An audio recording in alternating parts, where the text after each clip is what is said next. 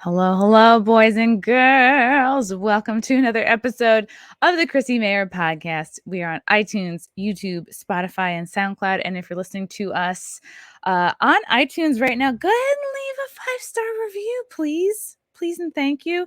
I appreciate so much the reviews that y'all have left so far. So much so that I do want to read one because it's been a minute since I've read a review, and I've just been letting them build up. So let me go because I want to read the one from my friend actually. Um okay, I can't find that one. I'm just gonna read this one. Love Chrissie. Chrissie is the best, and her show is fun, informative, and hilarious. She's pretty much the best. 5 stars. Thank you, Savannah Hernandez, for the wonderful review. Appreciate it. Quick shout out to our sponsor, Cushy Dreams. They are my go-to for all things CBD related. Join the men and women that are sick of vapes and gummies and want to smoke their CBD. Here I go. I'm going to bring up the website. Badam! Here we go. I love Cushy Dreams so much because they specialize in CBG rich hemp flower, aka bud, in these tin cans and also in these pre-rolled joints. I really like the pre-rolls. It's easy, it's chic, it's convenient. It comes in a 5-pack. Stick it in your pocket, in your purse, very portable. Best of all, it's grown in the USA, legal in all 50 states, ships anywhere.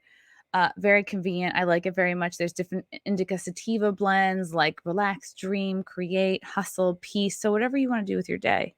Maybe a little up, a little down. Cushy Dreams has your back. Go to KUSHYDreams.com and use promo code CMP. You're going to get 20% off every order. Yeah. All right, I got some stand-up dates really quick that I want to promote. I'm going to be in New Jersey, back on the Jersey Shore, August 12th for Bird and Betty's in Beach Haven. And then I'm heading to New Orleans, August 13th and 14th. I'm performing at the Comedy House out there. A new theater just opened up. And then I'll be back in Vegas for Comedians of the Compound, September 10th and 11th. Then back to Texas. I'm headlining Hyenas in Dallas, September 17th and 18th. And then Comedians of the Compound will be doing this stadium in Lakewood, New Jersey. I think it's called the Blue Claws, October 16th.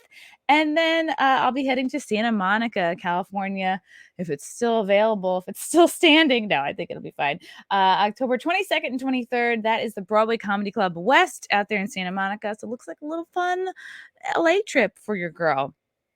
All right, I'm so excited to have this gal on the podcast today. Been a fan for a minute. I'm so excited she could come and spend time and chat with us. She's very cool. She is a political commentator, YouTuber, two different YouTube channels. Also a writer for the Post Millennial, and just fabulous all around. Blaire White. Hello, hello.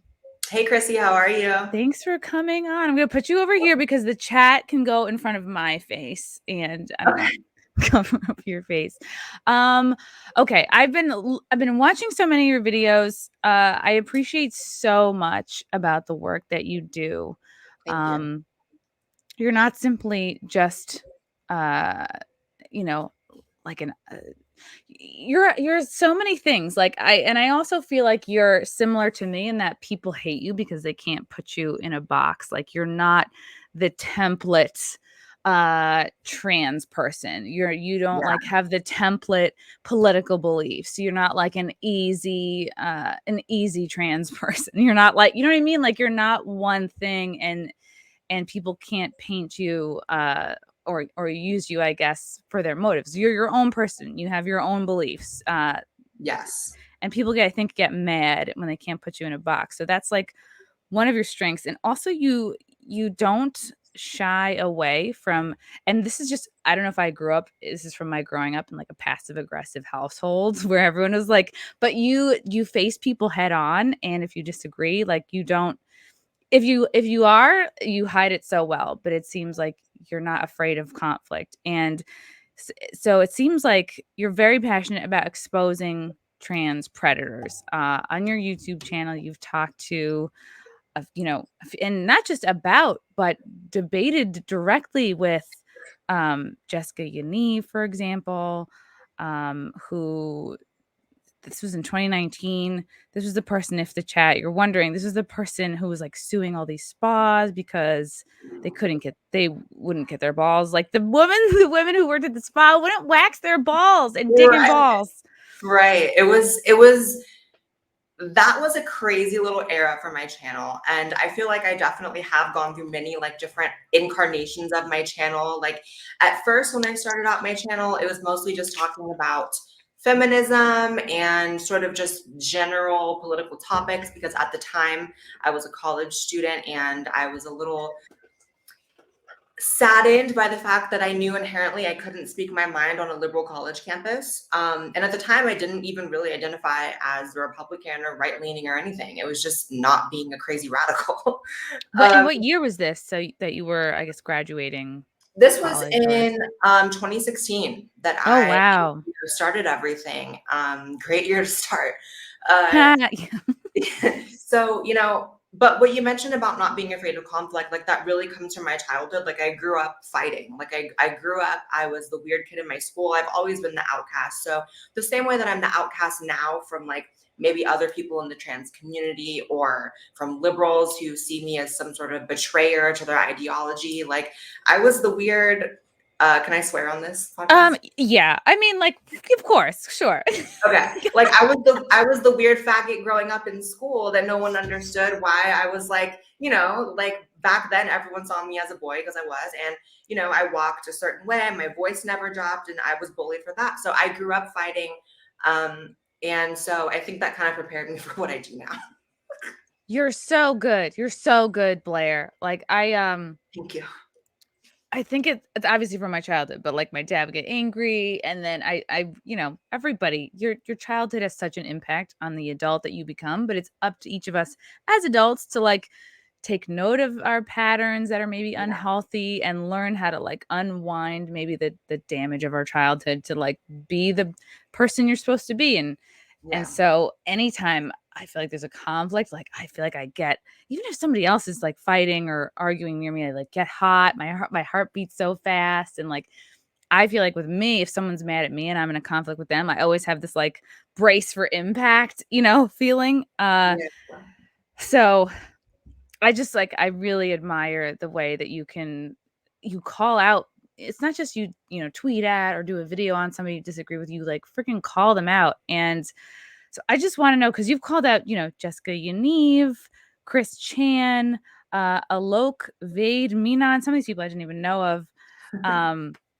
Was the one with Jessica like your biggest, most viral video? Like, was there one particular video that you feel like blew you up, or one particular topic that?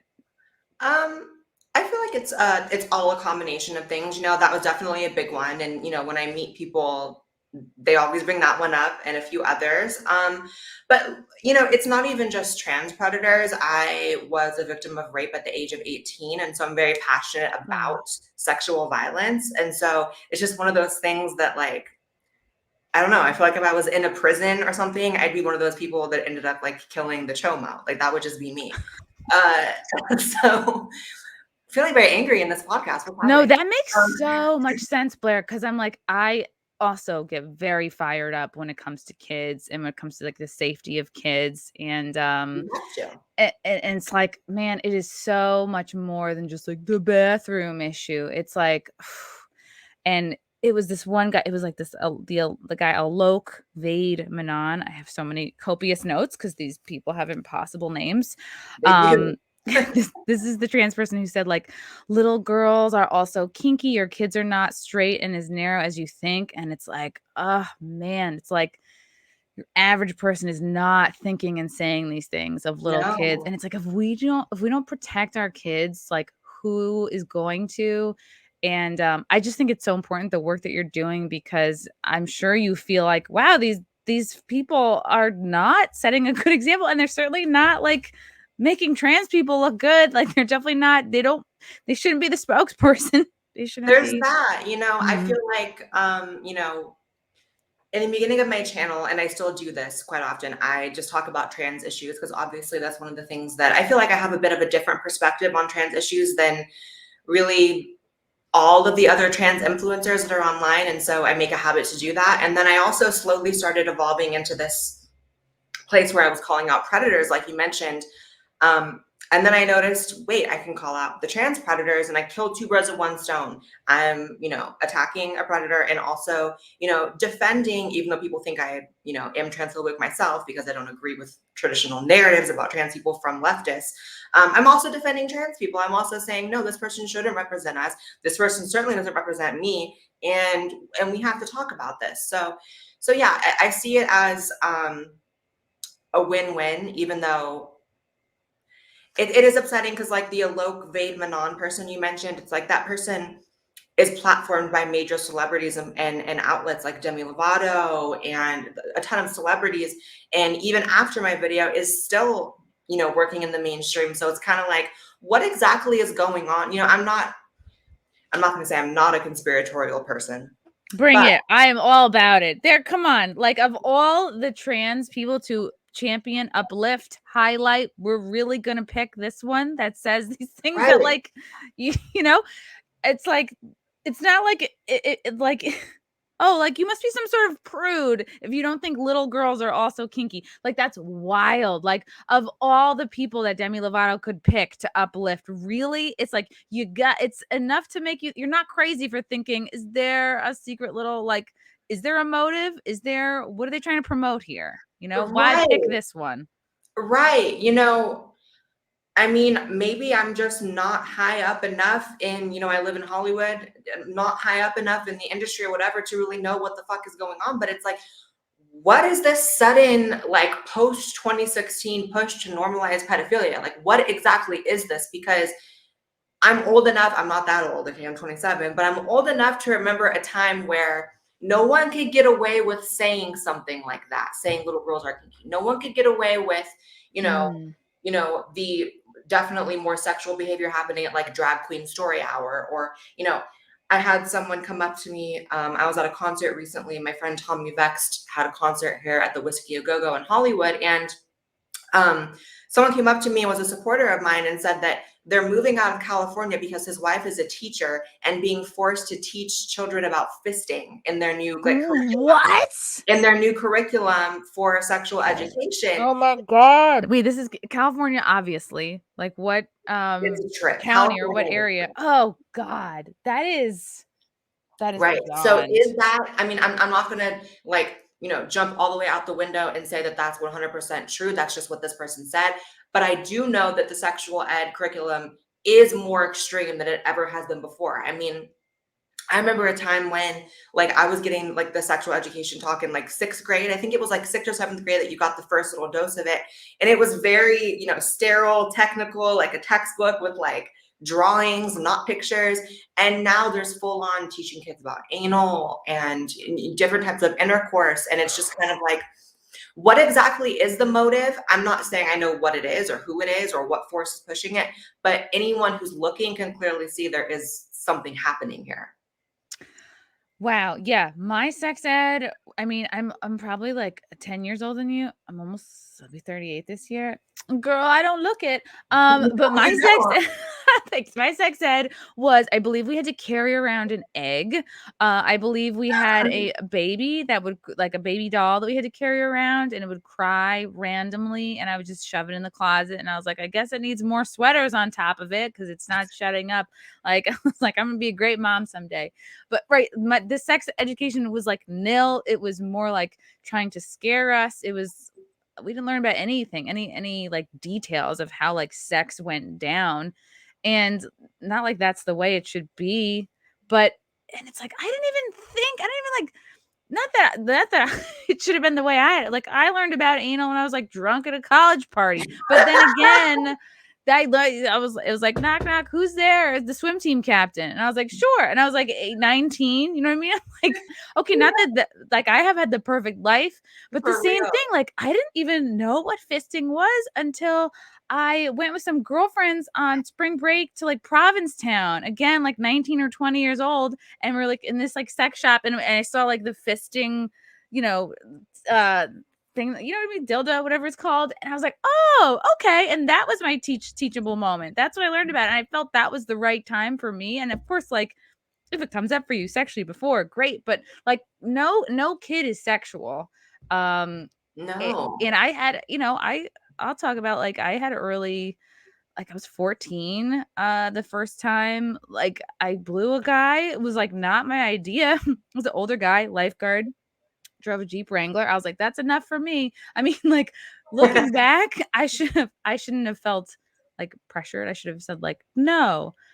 It obviously could have been worse, you know what I mean? Like, I feel like a lot of girls my age, like, I even have a joke about it. Like, if I find somebody, like, young in the crowd and I'm just joking about my own life, I'm like, "Oh, how old are you? 25? Wow, when I was your age, we didn't have things like consent. Oh, that's a newfangled thing." Like, I'll make light of it. I make fun of myself. Not like I've had the perfect life. Um, It's real though, and that's it's a very yeah. common thing. I know a lot of people who had an experience that, when they're 14 or whatever, but I think it just is it's different when things naturally happen because we all are human beings on this planet. And, once you hit a certain age, you become curious. Let that curiosity hit naturally. Why are we forcing things on children? Why are they turning on Blue's Clues at 4 years old, talking about non-binary, queer, fucking, like, what are we doing? I don't even, Yeah. I don't know. And if I know that if I'm trans and I'm not on board with it, then I can only imagine how, like, the rest of the population is looking at this. But the problem is people are so scared to speak up. It's like no one has a voice anymore because you get ripped to shreds for any amount of dissent to the current liberal narrative, which changes every day, every hour.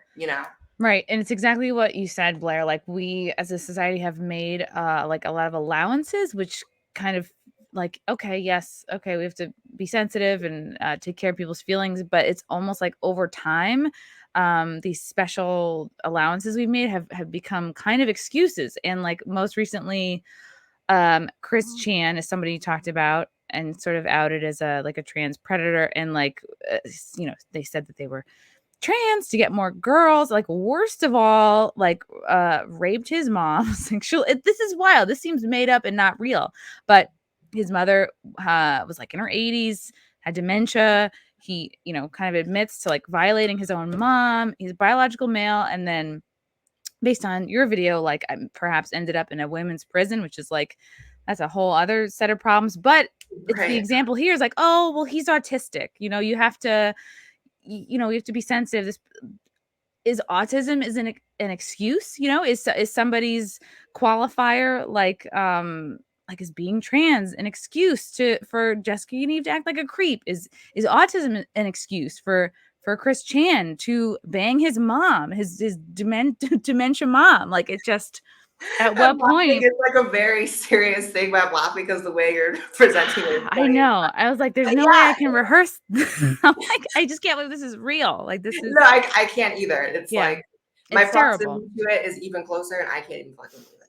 But it's exactly what you said. And the unfortunate thing is that these identities and that these, things that you often can't control, like being autistic or being trans or being Black or being a woman, whatever, they are often used as shields. And I think that's so disgusting because not only does it spit in the face of people who really do face adversities because of that given label, but also it's just effing pathetic, if I can just be super, blunt about it. I think the idea that, people are saying that we need to respect Chris Chan's pronouns and this is some sort of story about how trans women aren't respected. First of all, if you consider Chris Chan a trans woman, then I'm just gonna off myself right now because that's not what I would want anyone to view as a trans woman. But also, these things should not be used as shields. These are real things people go through, like being trans and stuff. And I've never used being trans as an excuse for any bad behavior in my life. If anything, I see being trans as, like, kind of fucking funny. Like, sometimes I, like, laugh, like, oh, I'm a tranny. That's, like, funny as shit. But also, like, it's just life. Everyone has things they go through, and they're not to be used as scapegoats.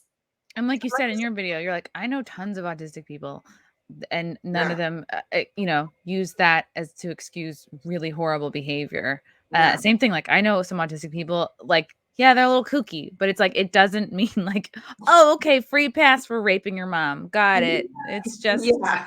let's give them a scholarship. So, and I think it takes away from kind of, you know, not that he's not really autistic. Who can prove that or not? But I would say if I was an autistic person, I would be like, Christian is a terrible example of an autistic person. If that's the case, I'm like, I would say like, oh, they're making me look bad, and these are the real things I struggle with. Right. That maybe autistic people should get help with. It doesn't mean you should excuse abuse. Right. And that's how I feel. It's the same for me. That's how I feel with the trans thing. So when I see these people, doing all these terrible things and then trying to use trans as a shield, or other people using their trans identity as a shield as well. Like a lot of people came to Christian's defense, which is disgusting. That's when I like to speak up, because I don't want to be associated with that shit in any way. And I feel like as long as other members of my community, and I'm not the only trans influencer or YouTuber, there are a lot of them. And sometimes I question, like, why does no one else talk about this? Am I just an insane person? Like, am I over here like the person talking to the wall or something? Like, or am I, it's like, why is no one saying anything? Why do you think that is?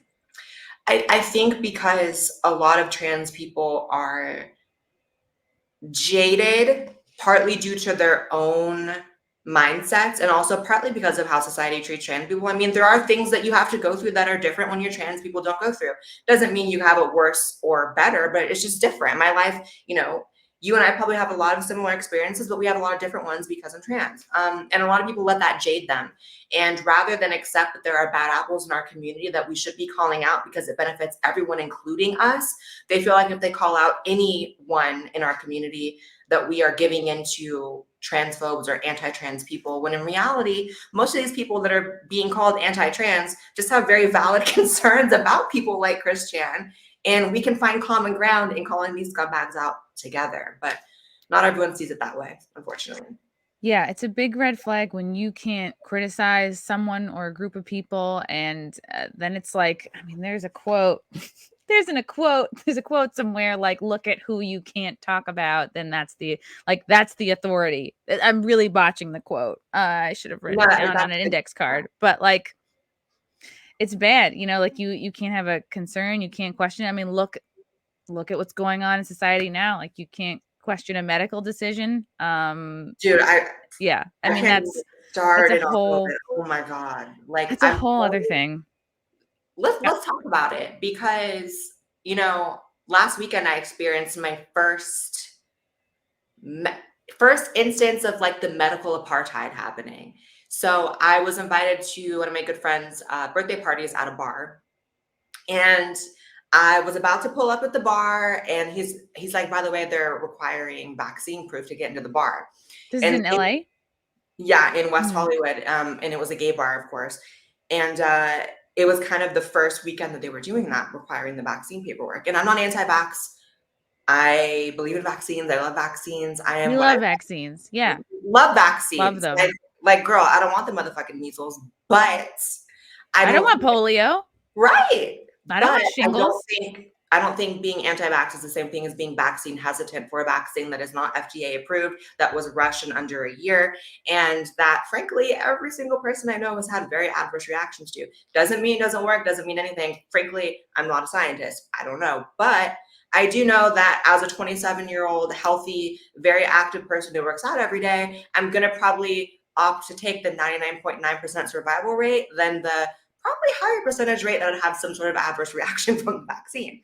No, that's crazy. And if you get said adverse reaction and talk about it, well, then you're anti-vax, even though you've already gotten it. What? You can't talk about it? That's weird. Shouldn't we be able to talk about it so that they can be better? Right. And I just get very, for lack of a better word, triggered at anyone telling me I can't talk about something, at anyone telling me I have to do something with my body. And this again, we're going to keep going back to childhood in this podcast. I can already feel it. Going back to my childhood, I have always had a problem with people telling me what I can and can't do with my body, how I should and shouldn't, do with my body. Like, when I grew up, I was like a little punk rock kid. I used to dye my hair purple. I grow it out long. That was probably me trying to feel a little more like a girl at a young age. And people all around me were, upset about that, saying you shouldn't have your hair long. You shouldn't do this with your body. You shouldn't dress like this. You shouldn't, and then I transitioned, and, I was making decisions then for my body that half my family didn't like. Why are you doing that? So to now have the people who are supposed to have my back telling me I have to take the vaccine, I'm like, this is all too much for me. I'm almost not going to do it because everyone is so rabid about me doing it. If I do it, it's going to be like in 5 years when no one's talking about this, hopefully. I don't know. It's reasonable to be suspect of something that is being pushed so hard on you. It's like, we're not seeing commercials for vitamins, but we take them. It's like, you're not seeing commercials for working out, but you know it's good for you. It's like, you're not seeing like, and that's the problem, is like when you equate this new thing to everything that we had to get as a child, it's like, no, they're not the same. And it's wild, because now it's like the media has successfully created like two separate realities, and it's hard to, in just a few Twitter characters, or like in a Twitter feud with somebody, I gotta prove them right. Nobody wants to be told they're wrong, but it's like if you've picked your side at this point, like unless somebody really is open-minded and it's like, sit down, girl, get a drink, like let's dial it back to Epstein, like let's let's start, like, do you believe in a world where your government means the best for you? Do you think you live in a world where your politicians have your best interests at heart, or do they do things to suit their own interests and stay in power? It's just certain baseline ideas have to be made real, and then we can talk. What's so like mind effing to me is that almost everyone, regardless of which side on this new reality you just mentioned you land on, everyone kind of agrees that like the government has done bad things. The government in the past has lied. The government in the past has, created programs that hurt certain communities, has, misrepresented facts, has gotten us into wars that we may or may not feel like are fraudulent. So what type of illness is it that you think that a government that was capable of doing that all throughout history is not capable of doing it now? And why do you have such hatred in your heart? Not you, obviously. Why do people have such hatred in their hearts for people who are on the fence and questioning if the government is being truthful and trustworthy right now? I'll never understand it. I feel like it's a very special person to blindly trust any authority, first of all, but second of all, the government. And I guess, again, that's a childhood thing. I've always been adverse to authority. And so this has kind of been my worst nightmare the past year and a half, to be frank. Yeah, it's pretty scary. I was the same way when I was little. Like, and my family would always remind this, that this was my catchphrase growing up. I'd always say, like, you're not the boss of me. Like, I was like youngest of 3, and I just felt like nobody ever listened to me. Like, my brother would like joke me like Bart Simpson style, like and then I would be like, Mom, Dad, and nobody would believe me, because he was like the only son, the golden child, and then eventually the Eagle Scout, and it's like, how would he ever do anything? And I was like, nobody can hear me. I think that's why I got into stand-up, because I couldn't be honest and talk about my real feelings, like with my family, the people who are like supposed to care. But I was like, ooh, a room full of strangers, like the stakes are like non-existent. Like, I'm not gonna hurt their feelings. I'll never see these people again. Like, how freeing.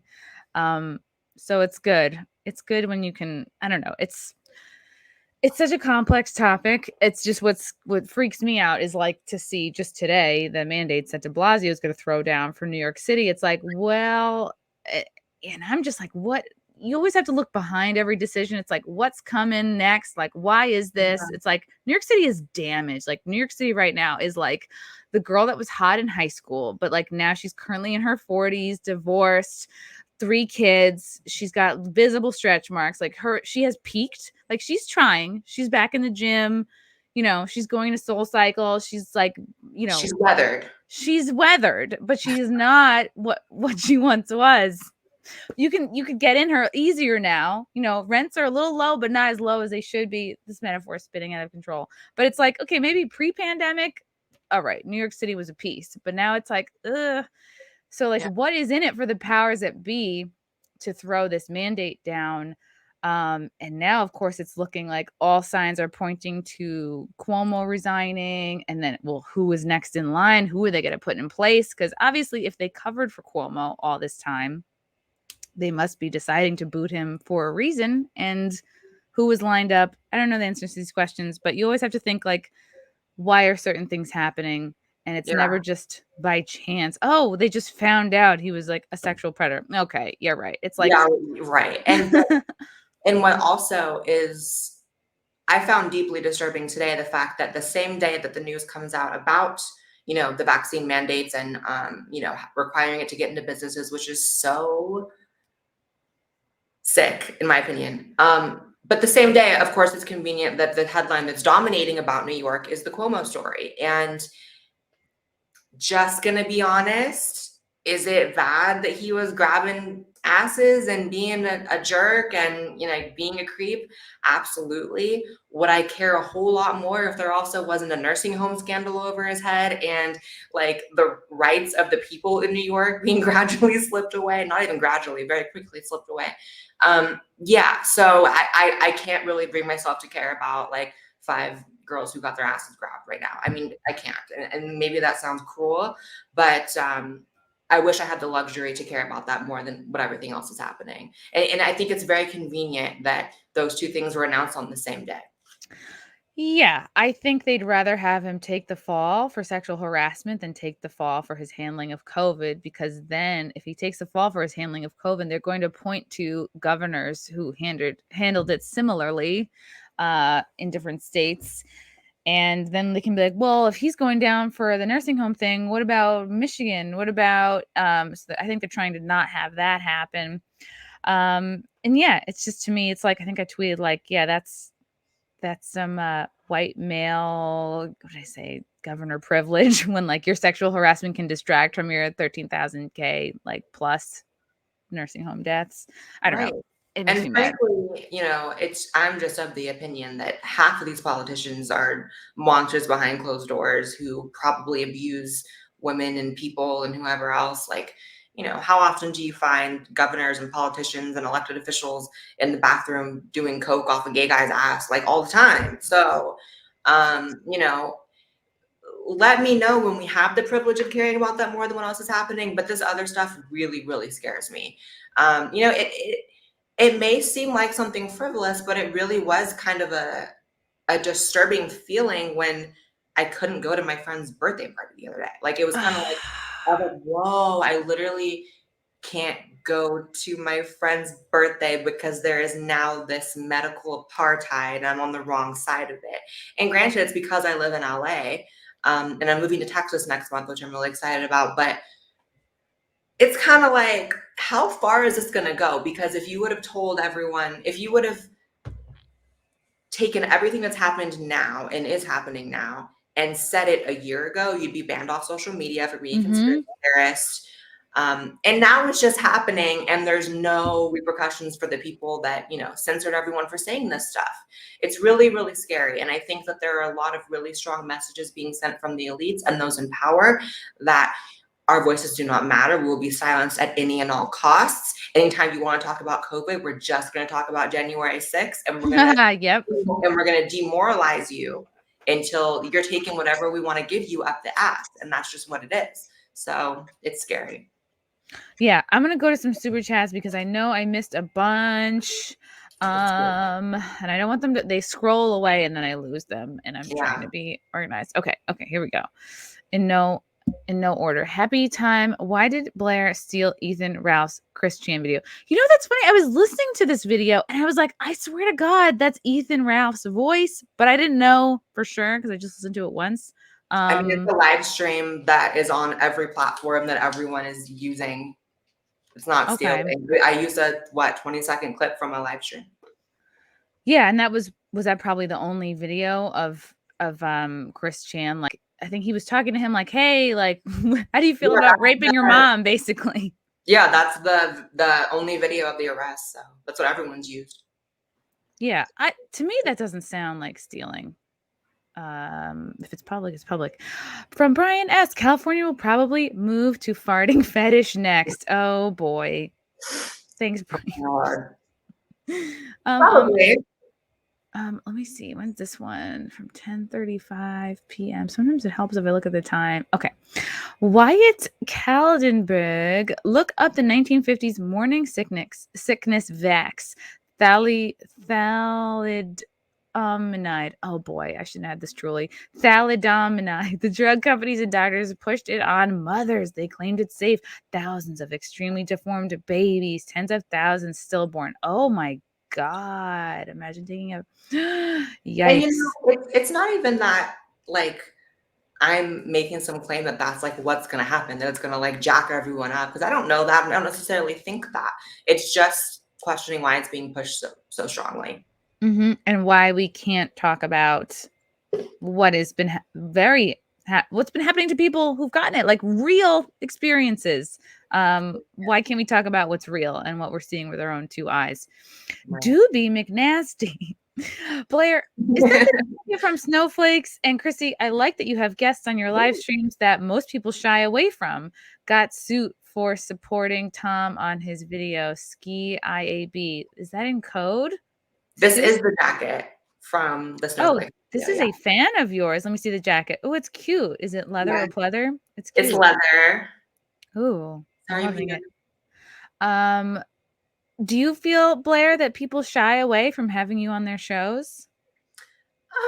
I think it depends who it is. I mean, I think that like not like right-wing people, really, not people maybe center right or sort of like countercultural anti-woke people. But I mean, obviously, like I'm not the largest trans influencer on the internet, but I'm definitely one of the largest. I'd say I'm probably top 5, and I'm not invited to any like trans friendly shows. So probably a little bit, depending who it is. You weren't invited to the trans influencer holiday party? They have those. That's like a thing. Oh, Lord. Well, you're not missing out. I want to know what you think of. Have you been keeping up with the Olympics?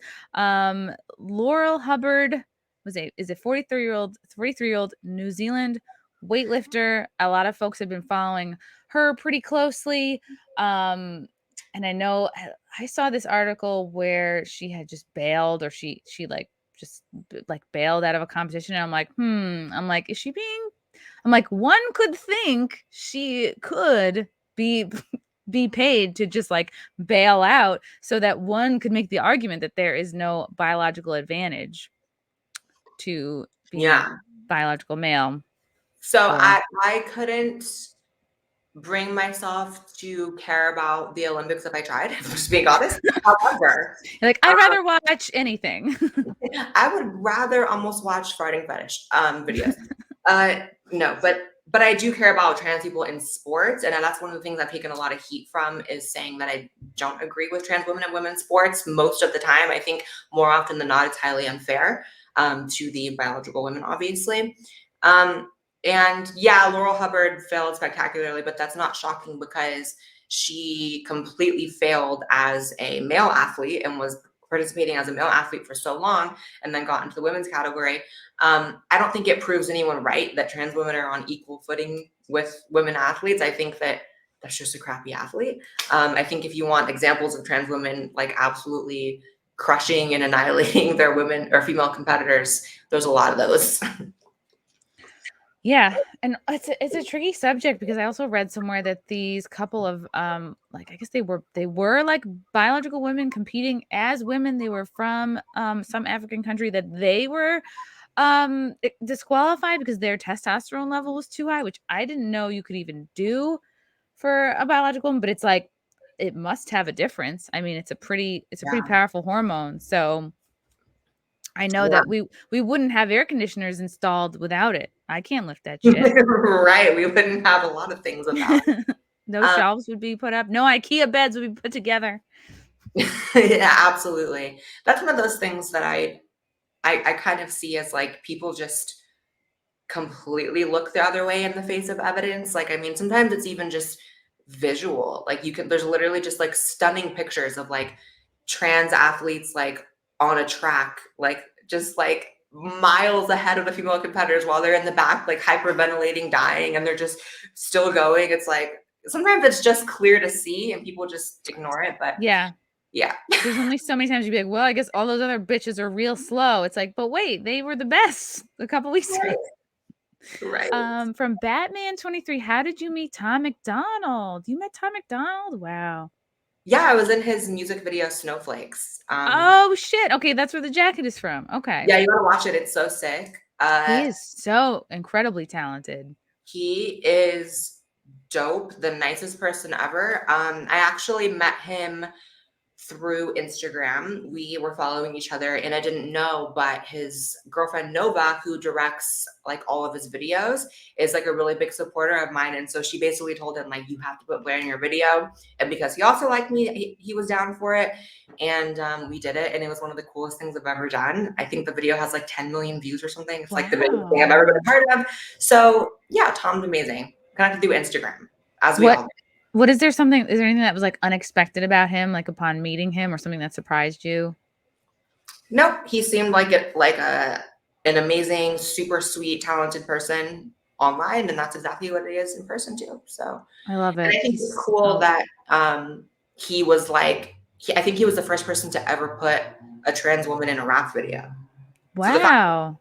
So I think the fact that he's just like a visionary and like doesn't care about backlash on either side is like really dope. I love people like that too.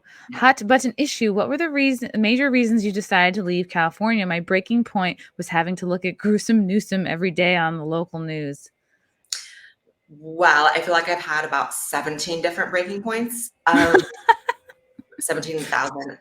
No, yeah, that I think that the leadership here is tragic, and I think it does such a huge disservice to how beautiful the state is. Like I've been all over the country, like just due to my work. I've had the privilege of going everywhere, and there is no weather like California. The weather in California is unmatched. West Coast, and I was born and raised in California, so I think that's why it took me kind of longer than other people who fled maybe mid 2020 or early 2020.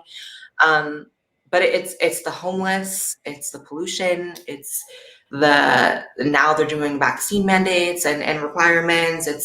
It's everyone walking around outside with 6 masks and a face shield on. It's everything. It's really sad. And part of me is sad about leaving California because, like I said, I was born and raised here, but I'm also excited to start a new journey in Texas. Yes, everyone is moving to Texas, girl. I'll be visiting like at least a couple times a year. Okay, interesting little tidbit from To Death. Alex Jones said that Cuomo wanted to open up New York 6 months ago. That's why they wanted him out. Ooh, see? There's always another reason. Because every dude in power sexually harasses. Are you kidding me? Big deal. Yeah, I don't doubt that because I do remember some tweets from him, which surprised me at the time and surprised everyone, where he was actually, expressing like anti-lockdown sentiments, and it was very unexpected out of him. So that's not surprising. He's like, look, I killed a lot of old people. Let's let bygones be bygones. Forget about Mildred. Enjoy the park. Right. Mao de Mighty, love you both. The government has poisoned human potential. Hate and war are not in our hearts. In nature, the Raka Soros types kill creativity in schools. Ooh. Yeah. I definitely want to do a big swapcast with a bunch of like professors or people in like higher ed that are feeling, what their experience is, if they are like woke and not woke, if they're like awake and red pilled, like, to what degree can you form, relationships with similar people who think the same way, or is it just like squelch city? How sad is it though that like we have like been reduced to this space of like whispers and like, is this teacher secretly woke, or can we talk about this? It's like, I'm sick of being gaslit into feeling like my opinions or my thoughts are somehow radical when in fact most of the country feels them and they're not radical at all. Like, it's so sad. It is so sad. It's very sad, but like I'm still really hopeful. And even though like it's not over till it's over, boys and girls, and it's not over yet. So Oh, you have hope still? I do. Yeah. I think it's because I drink. I think it's because I drink a lot, and I just like I have to. I feel like it's bigger than me, and I feel like I have to like have hope for others. But who knows? Like I go in and out of having hope. Some days I wake up and I'm like, it'll get better. And then I log on and I see that New York is mandating vaccines to shop in the stores. So I'm like, never mind, no hope, no hope. I'm looking at it as an opportunity for all of us to rise to the occasion and like see what we've got. It's like, okay, New Yorkers, if there's any of us that are left that want to fight, like this is a good opportunity. It's kind of like, yeah, I feel that. But I also sometimes feel like not to be a contrarian, but sometimes I feel like our side doesn't really get angry enough. Like our side, I've heard that a lot. Yeah. our side goes to work. We keep our heads down. We try to stay out of conflict. We don't go in the street and smash businesses, and we don't go in the street and riot and do all these things that, frankly, do get results. So I don't know until we get angry, but then we get angry and then we're treated like, So we need some more unstable people on our side, is what you're saying. I don't know if I'm saying that, Maybe but let's hit up Jessica Yaniv. Be like, look, I know we've had our history. What was so funny about, and then you did like a one-on-one like debate or podcast episode with Jessica Yaniv. It was first of all hilarious. Like the girl, she couldn't turn off her phones. Like every 5 minutes or less than there was another phone ringing. I'm like, why wouldn't you put everything on silent? I'm like, I feel that people were calling her just as like a distraction, so she wouldn't have to answer your hard questions. And you'd be like, I have receipts, and she'd be like, ding. She's like, sorry, it's my mom. I mean, okay, yeah, okay. I felt like I was in some kind of like comedy sketch or something. Like it did not feel like real life. I remember being like, is this really like a real person? She got like arrested 5 minutes after the live stream. What? Because she waved a taser on screen, which is illegal in Canada, which is so crazy how she can like violate kids and like violate like small businesses, but not have a taser. She was arrested for waving the taser on the live stream or on your show? A little $9 stun gun, and they came and arrested her. Like all the illegal things she's done, all the things that should have landed her in jail, she got away with all of it. But this, waving a little stun gun, she got arrested. So that's Canada for you. At least we're not Canada, girl. This is the same person that wanted to try to host topless parties for minors. Yeah, and telling parents to stay away.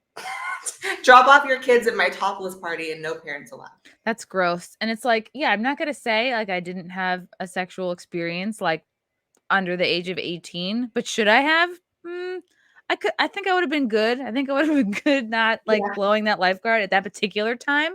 Like I think I wish I had the self-confidence at that time to know like you can say no. Like having a boy like you is literally not the end all be all, and it's like it's okay to say no if you're uncomfortable. And like by the way, not for nothing, I'm like I was like I should have been like I wish I could go back in time and be like, look, Steve, you're about to get the worst blowjob of your life. Just buckle up because I don't know what I'm doing and I don't know why. Right. Why we're here. I think that's that like not to like put this on you, but just in general, I think a lot of the times when we're pressured into experiences like that at a young age, it's because we have this like we're seeking like male validation in some way, like, wanting to feel beautiful. Oh my God, of course. Absolutely. Yeah. Like my daddy, it was fine. He like worked real hard. Like I was never hungry, but like, was he there emotionally? Hell no. And it's like, of course I was looking for male validation. Of course, if I was feeling like good and confident about myself, I'd been like, no, I'll see you back at the pool on Monday. Just nice car though. Yeah. You know what it was? He told me he was an Abercrombie model, and I like didn't ask for proof. I should have said like, let me see a catalog. Like, let me see like what page are you on? If I could go back. That was the case for me too. I feel like my first couple of relationships in this life, I just jumped right into them with the first guy who like wanted me. I was like, yep, I'll date you for 3 years. Doesn't matter how bad it is. I'll date you for 3 whole years. And just because like that happened to me at that age, that doesn't mean I was a kinky sexual child. Like you know what I mean? Like, sure, you would flirt with boys. That doesn't mean like that is not the same. Like be like, oh yeah, I like boys. Does not mean like you need to literally go head on, no pun intended, into a sexual experience at 14 or whatever age you are. It's like you're ready when you're ready. Plus, kink isn't even like normal sexuality. Not that kink is wrong for adults, but that kink is like the next level. Kink is like you're into stuff that not everyone else is into. So what that guy, Alok Vaid-Menon, was saying was that these little girls have like advanced sexual knowledge and stuff. It's like, what's wrong with you? No, and it's like kink is something that typically happens when you're like, I've tried vanilla, I've tried chocolate, I've tried all the flavors, and now I want to be tied up and thrown in the river. You know what I mean? Like that's usually what happens when you're like, oh, I know I've tried an array of sexual experiences, and I need to go a little bit like more, I don't know, what's the word? Yeah, like special, more like artisanal. I need something different. I need an artisanal sexual experience. You've had a couple beefs. You did a video about you had a famous beef with Candace Owens. who I've noticed too, like I watched her kind of like come after Nicole Arbor. Like I'm like, I know overall, like, okay, she is not somebody to get on the bad side of. Like, she just, to me, I was like, oh my God, I would hate to be in like an argument with her because yeah, she scared me a little bit. I was like, oh my gosh, she just like, she's intense. And you said that like she ended up ultimately like blocking you. But I watched that episode, like you and her were on Dave Rubin, and it just was a very intense argument. And off the bat, I didn't feel like it's like equal playing field instead of like, it didn't feel like super respectful. It just seemed Yeah. like, okay, she just didn't like you going into it. And that was the focus rather than like maybe the issues that you were talking Right. about. Yeah. So that was like 4 years ago. So it's one of those things that And so long ago. Why did I even bring it up? Damn it, Chrissy. no. It's totally fine to bring up. It's not that you shouldn't. It's just that, it's just for context. It's not like this happened last week. Yeah, that was a while ago.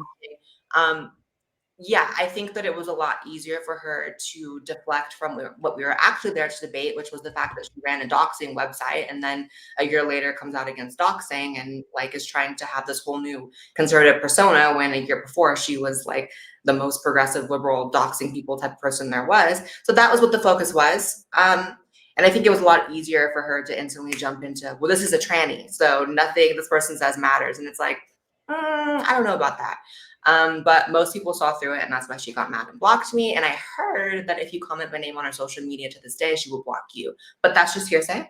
But I don't have any beef with her anymore. That was so long ago. And I think that it was, an ugly moment for both of us. I don't think it's something that, as indicated by her blocking people that bring it up, I don't think it's something she's necessarily proud of. It's not something I'm necessarily proud of. I think that there was, it was just a messy moment. It's just one of those things that happen when you live your life online for years. You're going to have a few moments where it's like, ooh, cringe. Yeah, of course. And it's hard to be like in the middle of that argument. It's hard to, Dave was moderating it, and you said in your video, like, I feel like our friendship was damaged from it because you felt like he didn't really like have your back. Like, have you guys kind of made up? Are things better now since it was so long ago? No, we haven't talked for a long time. And again, I don't have any beef or hatred in my heart for either one of them. I think that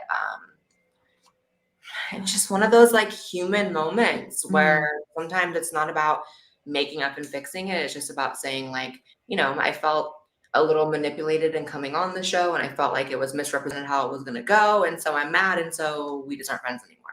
So maybe that's me being the wrong person for cutting off a friendship. But also I just know that if it was one of my friends being called all types of like ad hominems and being screamed at, I probably would say something.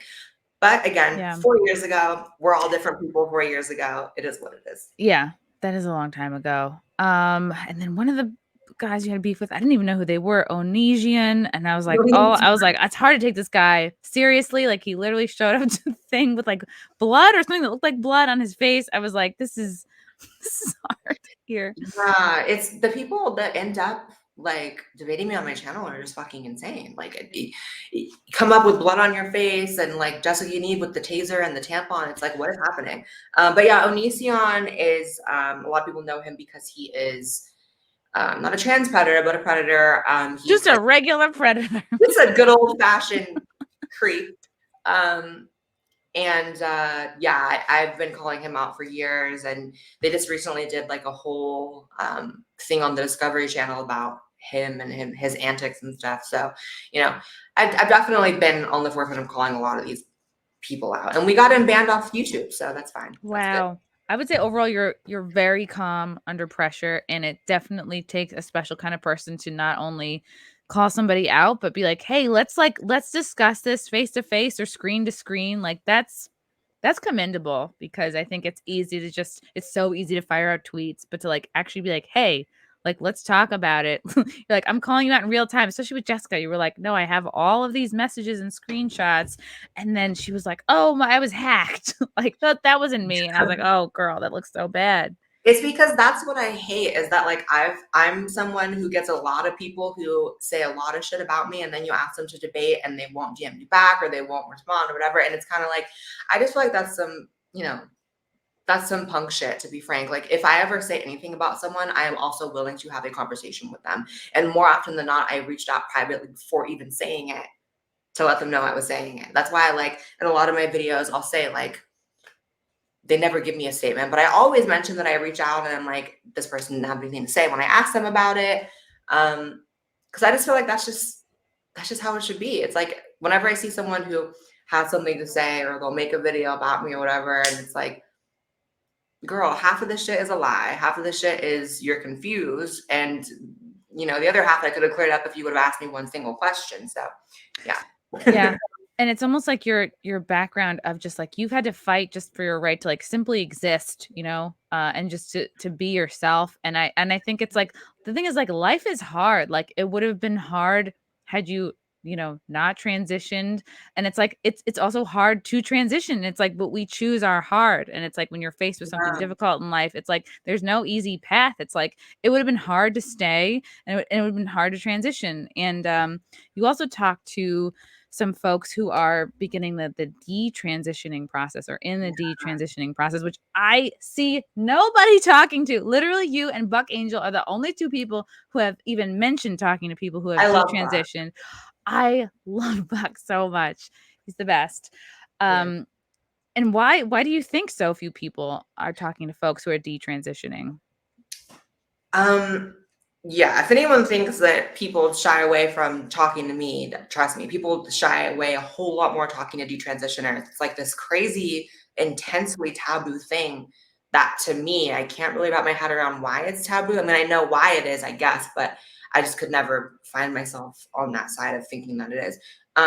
So I think that in a lot of ways, detransitioners' narratives put holes in some of the trans narrative that people want to push. So transition is sort of treated like this like magical fix to all of one's problems. And there's this argument that like underage people should be able to medically transition and get surgeries and get hormones and sterilize themselves. And that has to be contingent upon this person knowing for a fact it's the right decision for them, right? Like, no one is going to consent to a 12-year-old sterilizing themselves and getting surgery unless they have to believe that that kid knows for a fact that they'll always be happy with that position. Otherwise, what kind of monster are you letting a child do that to themselves? 12-year-old doesn't even know. You don't even have a favorite color yet at 12. You don't know anything. Right. I don't know. Like, it's wild. I am trans, and I am happy with being trans. I would have never been ready to transition at 12 or 13 or 14 or even 15 or 16. Like, life is so confusing at that point as it is. You don't have anything figured out about yourself. So the idea that you're supposed to figure out that you want to sterilize yourself for the rest of your life and live as the opposite gender, and that you are able to make informed decisions about these very intense medications you're about to take and be on for life, by the way, you never stop taking them until you hit menopausal age, then you don't take certain things. But it's like, who in their right mind thinks kids do that? But as far as the detransitioners, a lot of them are very young, and the ones I've had on my channel are very young. They're teenagers. And so, I just think it's a major disservice to pretend like they don't exist. I think it's a major disservice to sort of hide their stories and create this false narrative that transition is some sort of magical thing that always ends up in a success story, when in reality, oftentimes it's a roll of the dice. Yeah, absolutely. Especially like, I think acknowledging that the stories, I mean, these are real stories. These are real people. And then when we talk about like suicide rates, it's like, yeah, like let's sort of hear these folks out who are willing to be like, yeah, I made a mistake. And it's like, it wasn't like a magic solution for me. And do you feel like, because you talk about there's a difference between being trans and having gender dysmorphia, but it is possible to be both, but one necessarily does not mean the other.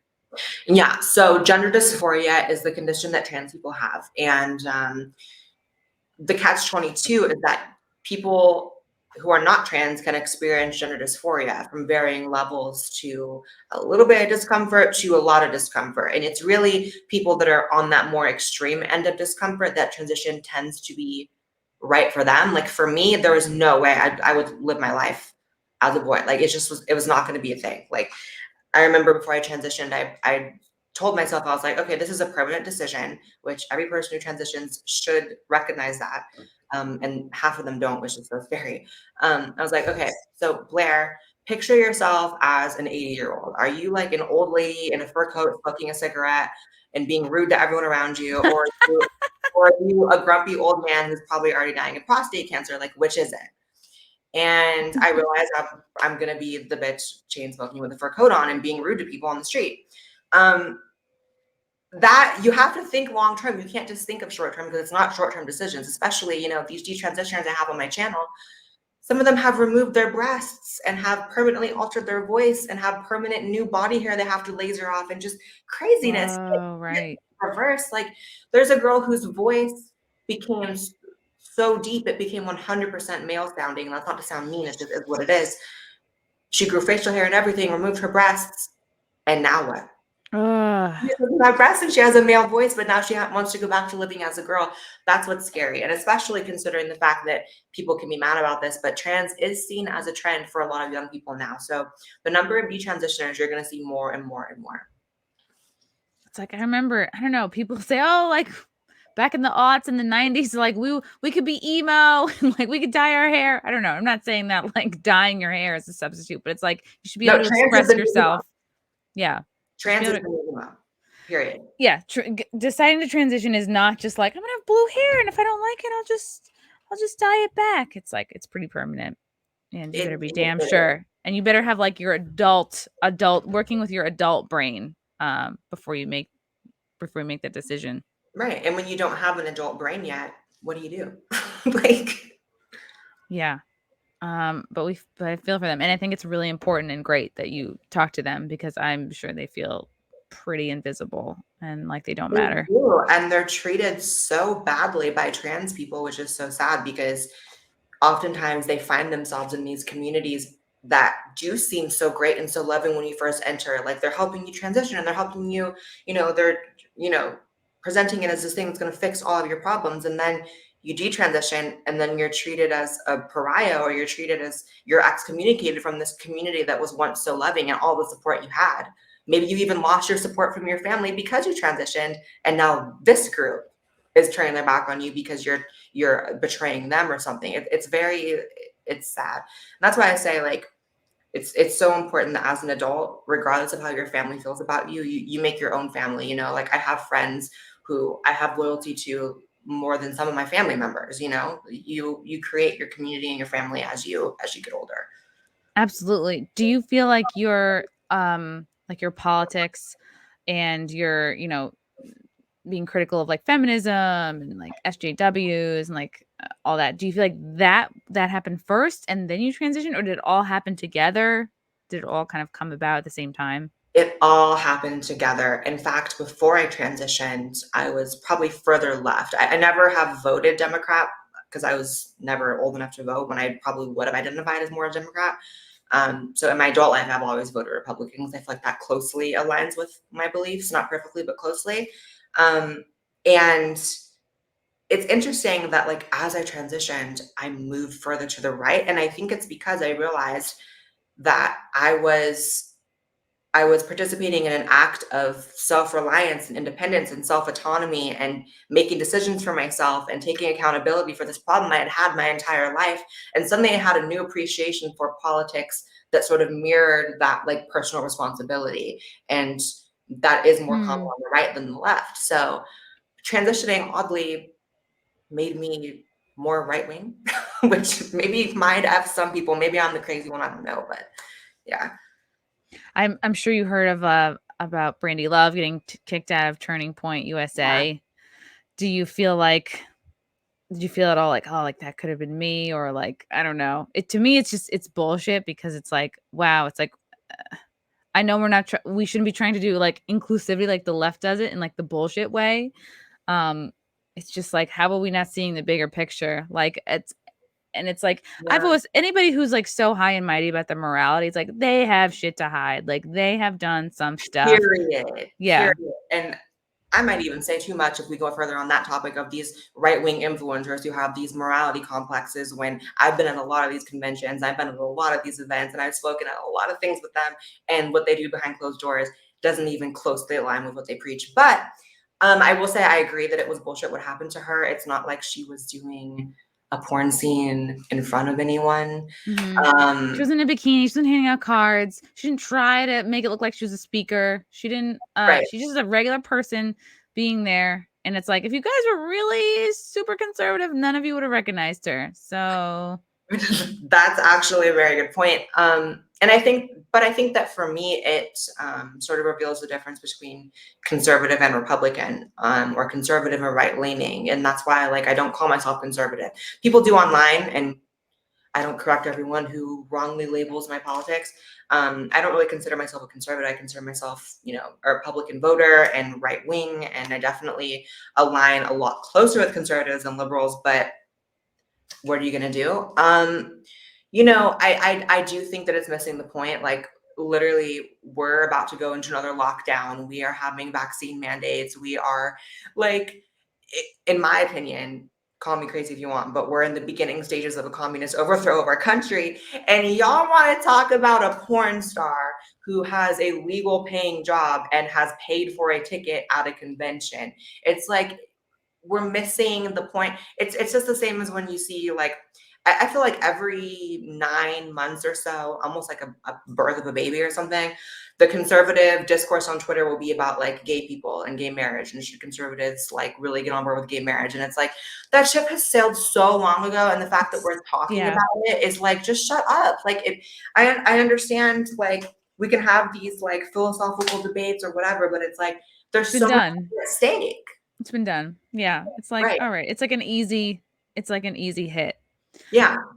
Silver Wolf, Blaire is the tits. I agree. Thank you. Thaddeus Maximus, does Blaire think Big Pharma could be influencing the trans issue? I may be ignorant on this, but don't transition people need hormones forever, i.e. customer for life? That's an interesting point. Yes, that's something I've actually haven't talked about in videos, but it's something I've thought a lot about. And the fact that, think about how expensive sex changes are. They're like tens of thousands of dollars. So yeah, I think that there is a pipeline there that people should probably be aware of. And I'm becoming more anti-Big Pharma by the day with all the nonsense happening in the world. So yeah. Wow. Yeah, that's a juicy one, because you're like, oh, especially if kids don't need parental consent and they can undergo hormone treatment or surgery, and it's like, and it's a whoopsie daisy. That's gonna be more money. Right. If we're gonna let kids take hormones, I'm gonna need the laws to change about tattoos and piercings too, because I would have loved to get a few tattoos as a kid, and I'm so happy. People are like, why don't you have any tattoos? I'm like, I just never had $70 growing up. I just did not have the coins. Patrick Armstrong, just a super chat for the babes. Fire. Thought I'd donate before. We're all serfs waiting in bread lines. Aw, thanks. Doobie McNasty. I'm not saying I hated it, but I had a 16-year-old babysitter that quotes, oh boy, that serviced me when I was younger than 9. What? I saw her again when I was 16, and she was really weird around me. Yeah, I would hope so. I get it. She was nervous. Yikes. 16-year-olds don't know what they're doing either. Wow. Doobie, thank you for sharing. Thanks for the story time, Doobie. Doobie is a new fan. We appreciate his sharing. And yeah, everyone involved should have been awkward and uncomfortable by that. Old Man Dan, I have followed Blaire for years, and I can only wish good things for her in the future. She is a straightforward and honest person. I agree. Thank you. Your fans are so nice. They are so nice. Come on, guys. Step it up a little. Steel Wrath. Benjamin A. Boyce, YouTube has spoken with many people that have detransitioned. He was a student at Evergreen. Blaire, he's great. Go on his channel. I did last month, so look it up. Well, get up to date, Steel Wrath. Get with the times. I've been on their channel, actually. Also, most people that are trans I've engaged with lean libertarian. People that think trans married couples can defend their pot plants with guns. Yeah, it's all about like live and let live, man. And like it totally makes sense, Blaire, that you were like you became more right leaning when you finally stepped into your yourself, and you're like, well, this is what greater lesson in self-responsibility than making the very adult decision to transition and accept all that comes with it. Yeah.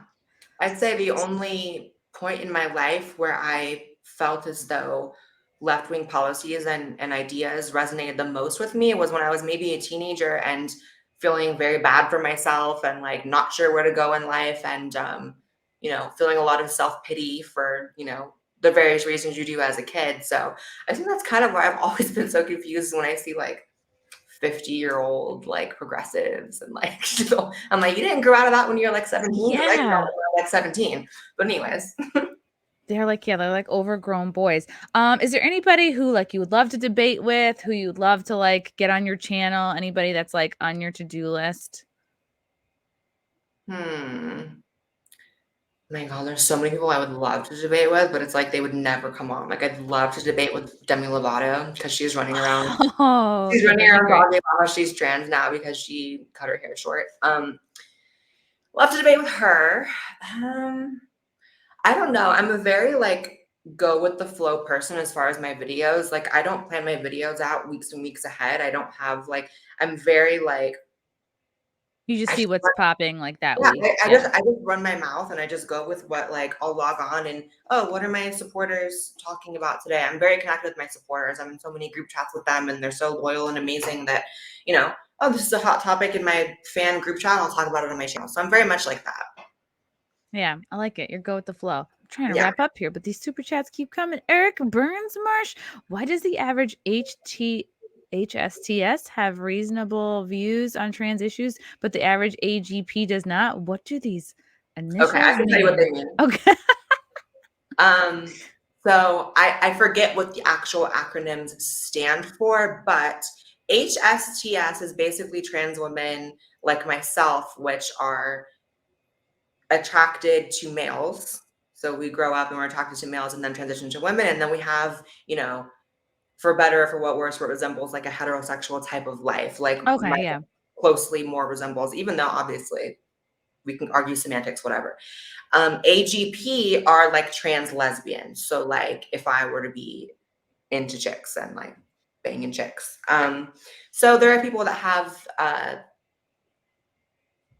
the idea that the AGPs are more of the fetishists, sort of like the Jessica Yanivs and like the Chris Chans who transition because they want to get with women. And these people typically have more radical views on transgenderism, whereas not always, but sometimes people like myself, we have more traditional views on gender because we fall more into that traditional like life. Like I know that I talk about trans issues online all the time and much of this podcast is about it, but it's really not a thing in my real life. Like I have a very normal relationship with my fiance and so it's a little different. So I'm not saying I agree with this person because I don't think that much about that, but yeah, that's what that means. And I am AGT, which means I was briefly on America's Got Talent. Nice. Were you really? Briefly. Yeah, they it's not a comedians have done well on it, but in general, not a comedy friendly show. It's like if you're a head to toe burn victim and like have a tail, they'll be like, yes, we need you on the show. But if you're just like, oh my god, okay, they're coming in. Evan, Ralph, hey Blaire, my slimy brother Ethan was banned not only from YouTube but from Google, so he has no right to be abusing the copyright system. He also locked me in an asylum and pockets my disability money. What? Is this a real person? I don't know what that is. It's not a question, but thank you for the super chat. Daniel, I have nothing to say. I just want to prevent you from ending your stream. Nya. Okay. Thanks, Daniel. Thanks for the super chat, guys. Thank you, chat. Thank you for the questions. Always appreciate the smart comments in here. Blaire, thank you so much for coming on. I'm such a fan of you. I think you're like not even hashtag brave, but like truly brave. And it's very literally so inspiring. Like it makes me want to debate more people and like not be afraid because you're great. Anything to plug, promote? Where can people find you? I know you have 2 YouTube channels, Blaire Black and Blaire White, and a Patreon podcast. Yep, you can look me up on really any social platform. And as of now, I'm really the only person named Blaire White. So I'll come up first. And have fun exploring all my socials. Yeah, IG, Twitter, all the good stuff. Mhm. Blaire, thank you so much for coming on. You're so great. We'll have to do it Thank again you for sometime. having me. It's so fun. I will come visit you in Texas. Yes, guys. It's gonna be great. Bye.